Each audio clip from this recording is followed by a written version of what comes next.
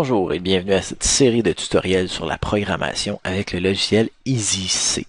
Ici, on utilise EasyC version 2 parce que c'est la version qui fonctionne avec l'interface Vex qu'on a, qui est celle-là ici. Donc, première des choses, comment ouvrir un nouveau projet? Ben, on a ici le bouton Nouveau projet ou File, New Project. L'option Competition Project, le projet de compétition, c'est pas quelque chose qui nous intéresse. Dans le fond, c'est un projet où il y a une partie autonome, mais c'est pas quelque chose qu'on fait nous autres avec la CRC. Donc, ça, c'est pas quelque chose qui est envisageable.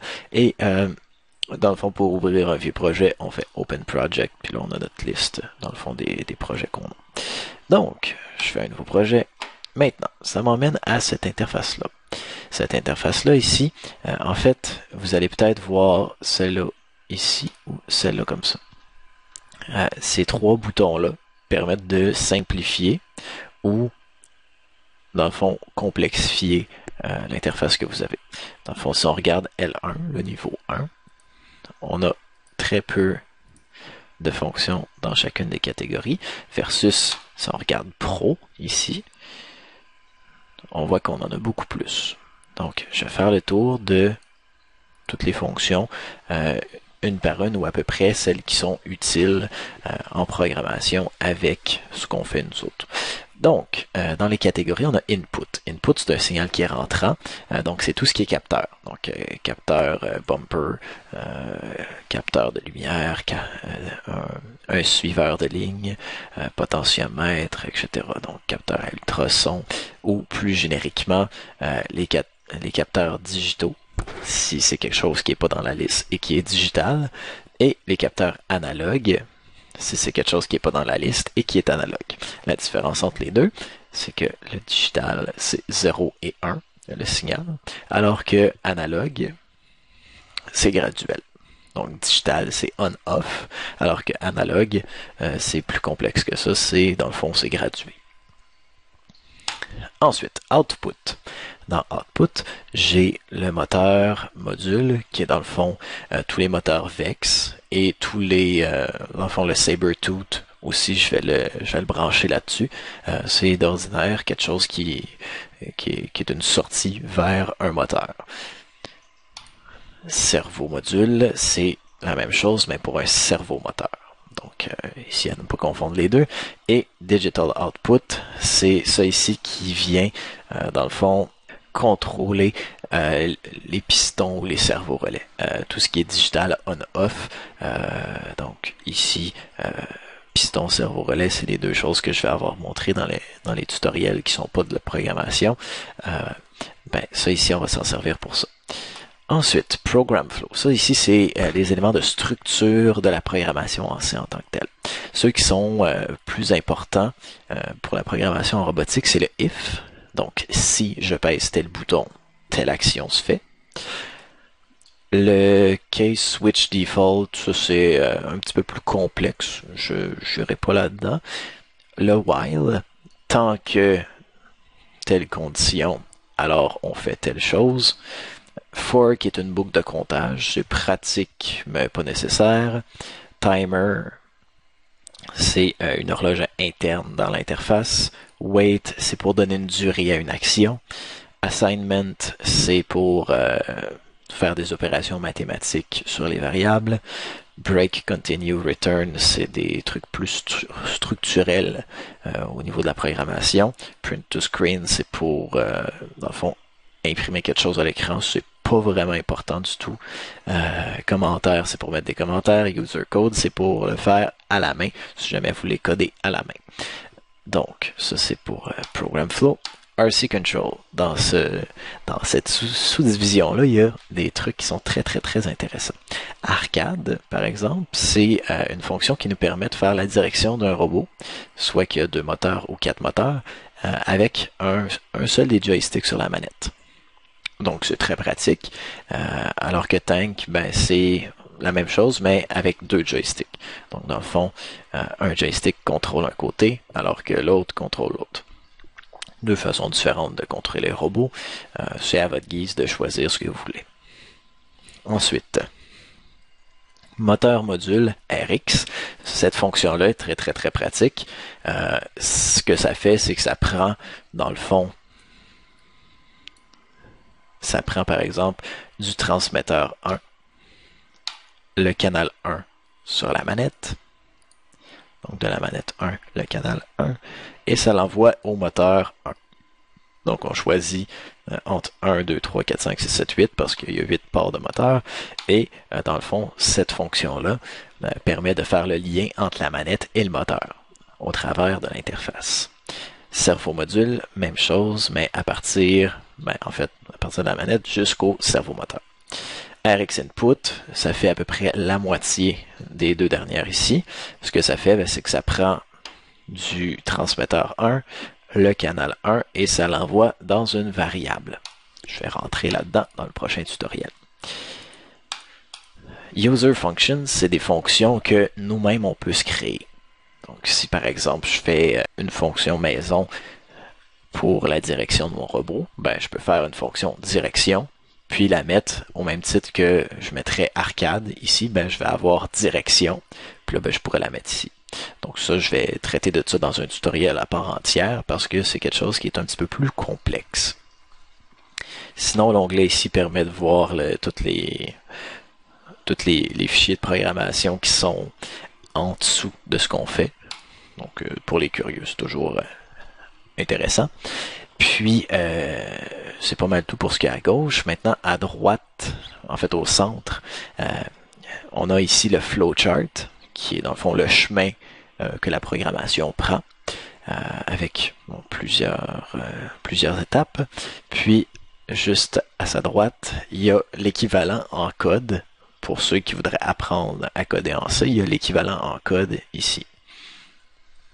Dans le flowchart, premièrement, il y a la configuration. La configuration, c'est, si je double-clique dessus, une fenêtre qui va apparaître et qui va permettre, dans le fond, de changer la configuration de l'interface. Ce qu'on peut changer, c'est pas nécessairement ici les ports interrupteurs ou les ports moteurs. Ça change pas. Par contre, ce qui peut changer, c'est les ports analogues digitaux. Chacun de ces ports-là peut être soit une entrée ou une sortie digitale ou une entrée analogue. L'entrée analogue, c'est ce symbole-là. L'entrée digitale, c'est ce symbole-là. Et la sortie digitale, c'est ce symbole-là. Donc, si vous avez besoin de plusieurs sorties digitales, vous pouvez faire le clic gauche, par exemple, pour avoir de 6 jusqu'à 16 comme étant des sorties digitales. Si vous avez besoin de 1 à 5 comme entrée analogue, vous cliquez droite sur 5 et ça fait le job pour vous. Si jamais vous vous trompez, puis que ça vous tente pas de retrouver, en fait, en recliquant dessus, si vous vous trompez, vous pouvez faire Restore Default, ça revient à la programmation de base. Ensuite, dans Globals, ce qu'on peut avoir, première chose, macro constante. Les constantes, ce que c'est dans le fond, si on veut, une variable qui ne change pas. C'est une valeur, dans le fond, qu'on va donner à un nom. Une case de mémoire qui va avoir son nom. Si je dis par exemple le nombre de degrés dans un cercle, je pourrais marquer degré cercle avec comme valeur 360 degrés. Et ici, je pourrais marquer en commentaire nombre de degrés dans un cercle. Si jamais on a à s'en servir, ça va être là. Versus une variable, ce que ça fait, une variable, c'est une case qui, elle, peut changer de valeur. Donc, ça, c'est deux trucs complètement différents. Ici, il faut donner un type. Je vais revenir là-dessus dans le prochain tutoriel. Donc, un type de variable, un nom, une valeur, ça c'est optionnel, un commentaire, c'est optionnel. Bref. Ça, c'est pour les globaux. Les variables globales se retrouvent dans tout le programme, que ce soit dans la fonction principale ou les sous-fonctions. Si on se fait des user functions, les variables globales se retrouvent dans tout le programme. Dans Begin, on peut inscrire un commentaire comme bonne partie.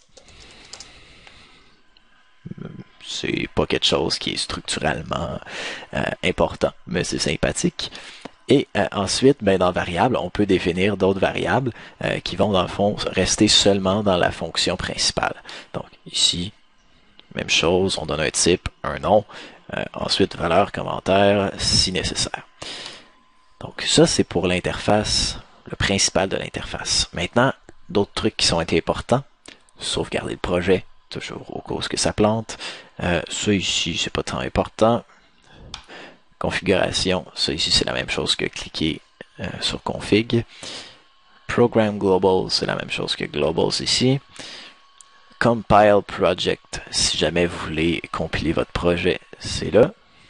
Mais encore plus utile, build and download ou F7 sur le clavier, faire F7, ça fait la même chose. C'est ce qui permet de, dans le fond, compiler le projet, puis ensuite de le télécharger dans l'interface. Terminal Windows, pas intéressant. Online Window, ça c'est intéressant. Ce que ça permet de faire, quand on a quelque chose de branché, première des choses, on pèse sur le bouton Download Online Code, et ensuite, une fois que c'est téléchargé, on peut changer les valeurs manuellement de tous les moteurs. Donc, dans le fond, pour savoir, OK, ben, comment je fais pour mettre mon moteur à telle vitesse, j'ai besoin qu'il soit à telle vitesse, ben, on regarde ici, puis si la valeur c'est 189, ben, je sais que dans ma programmation, il faut que je mette 189. Pour les moteurs, c'est pas tant pratique. Pour un servomoteur, ce que ça fait, c'est ça prend une position fixe, c'est très très très pratique. Aussi, quelque chose qui est pratique, c'est que si on a des capteurs analogues, par exemple, disons un sensor de lumière, ben ici les valeurs de lumière, on peut les avoir pour le capteur 1, 2, 3, 4, on peut les avoir. Pour les capteurs aussi digitaux, on peut les avoir. Quand est-ce que c'est ouvert, quand est-ce que c'est fermé. Et finalement, pour les sorties digitales, on peut cocher, décocher, dans le fond, pour envoyer un signal ou l'enlever. Donc, pour tester si le piston fonctionne ou si le branchement du cerveau relais est bon, c'est toujours très pratique. Aussi, ben, si on a un interrupt, les valeurs vont être là. Si jamais on se ramasse avec une fenêtre comme ça, puis que ça ne tente pas de revenir à 127 manuellement dans toutes les affaires, on fait Reset All et ça revient. Donc ça, c'est pour le Online Window. On peut y accéder soit par ça ici, ou par Build and Download Online Window.